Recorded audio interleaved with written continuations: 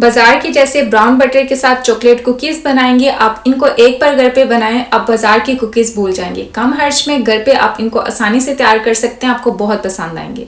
70 ग्राम मक्खन को आपने लो फ्लेम पर आहिस्ता आहिस्ता पका लेने। इतना पकाएंगे 3 से 5 मिनट के लिए कि ये ब्राउन हो जाए। इतना इसको पकाने में आपके 5 मिनट लग जाएंगे लो फ्लेम पर। अब इसको एक बर्तन में निकाल के रख देते हैं।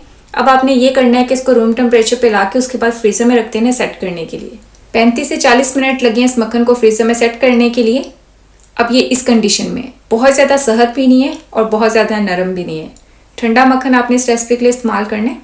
अगर आपका मक्खन बहुत ज़्यादा सेट हो चुका है फ्रीज़र में तो थोड़ी देर के लिए इसको बाहर छोड़ दें तो वो नॉर्मल इस तरह टेम्परेचर पे आ जाएगा। अब इसको अच्छी तरह से बीटर की मदद से बीट कर लेंगे क्रीमी होने तक।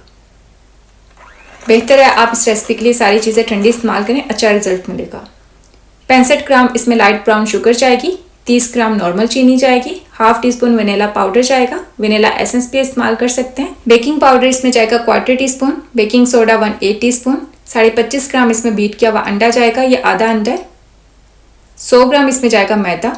अब इन सारी चीज़ों को अच्छी तरह से मिक्स कर लेंगे। कप्स में और ग्राम्स में ये चीज़ें आपको नीचे डिस्क्रिप्शन बॉक्स में लिखी हुई मिल जाएंगी। इस तरह इसको अच्छी तरह से मिक्स कर लिए। अब इसमें डाल देंगे 60 ग्राम चॉकलेट। आप मीठी भी इस्तेमाल कर सकते हैं और कड़वी भी इस्तेमाल कर सकते हैं अनस्वीटेंड। और इसको अच्छी तरह से मिक्स कर लें।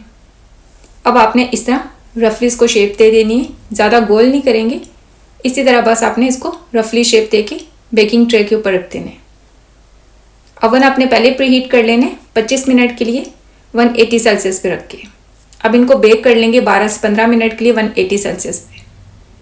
ये देखिए कुकीज़ अच्छी तरह से बेक हो चुकी हैं। अब थोड़ा सा इनको रूम टेम्परेचर पे आने देते हैं ताकि ये थोड़े से सेट हो जाए। ये देखिए, ये इनका बैक साइड देख लें, ये अच्छी तरह से बेक हुए हैं। ये ऊपर से क्रिस्पी होते हैं और अंदर से थोड़े से सॉफ्ट।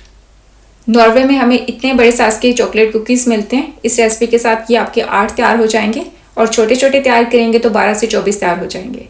मैंने इस रेसिपी के अंदर बड़े बड़े पीसेस चॉकलेट के इस्तेमाल किए हैं, इसलिए इसके ऊपर चॉकलेट ज़्यादा नज़र आ रही है। आप छोटे छोटे पीसेस चॉकलेट के इस्तेमाल करके इसको और ज़्यादा मज़ीद प्यारा बना सकते हैं। इंशाल्लाह न्यू रेसिपी के साथ जल्द मुलाकात होगी। तब तक के लिए अल्लाह हाफ़िज़।